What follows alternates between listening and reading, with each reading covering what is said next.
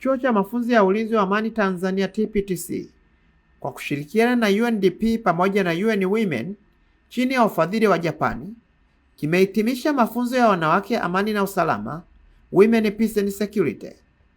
Akizungumza katika hafla ya ufungaji wa kozi hiyo, mgeni rasmi Meja Jenerali Jackson Mwaseba ametoa wito kwa maafisa na askari wanawake kuendelea kushiriki kikamilifu katika masuala ya amani na usalama, akisisitiza kuwa usawa wa kijinsia unapaswa kuleta ushawishi wa kweli katika maamuzi ya nafasi za uongozi.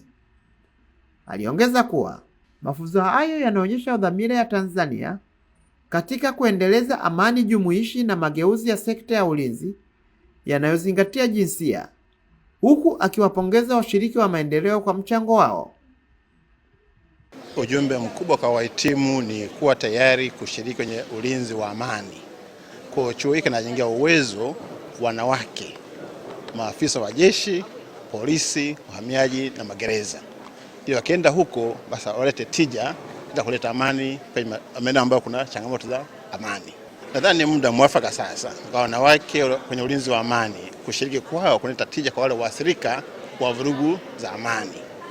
Wao ni rahisi kufikika na pia kuongea lugha moja na wanawake wenzao pamoja na watoto. Sasa kumbuka, mwanamke ni mama, mwanamke ni mlezi. Uwepo wao kule utakuwa na uwezo wa kuaminiwa zaidi na wanamama kutoa changamoto zao katika madhira ya ukosefu wa amani. Kwa upande wake, mkuu wa Chuo cha Mafunzo ya Ulinzi wa Amani Tanzania, Brigedia Jenerali George Mwita Tangale, amesema Chuo cha Mafunzo ya Ulinzi wa Amani Tanzania kinaendelea kuimarisha uwezo wake wa kubuni na kutoa mafunzo ya kulinda amani kwa viwango vya kimataifa. Kama nilivyosema katika speech yangu na vile kama alivyosema mgeni rasmi, na wote tulimquote katibu mkuu wa Umoja wa Mataifa, mara zote wanawake wanaposhirikishwa kwenye ulinzi wa amani inadhihirisha kwamba misheni ile inakuwa na mafanikio makubwa. Kwa hiyo hakuna mashaka, palipo wanawake misheni zote zimekuwa na mafanikio makubwa sana.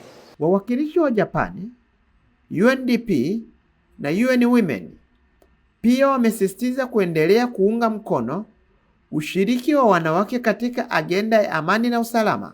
Kozi hiyo ilianza Mei 27 na kuhitimishwa Juni 2026, ikiwahusisha washiriki 27 kutoka vyombo vya ulinzi na usalama, yani JWTZ, jeshi la polisi, uhamiaji na magereza.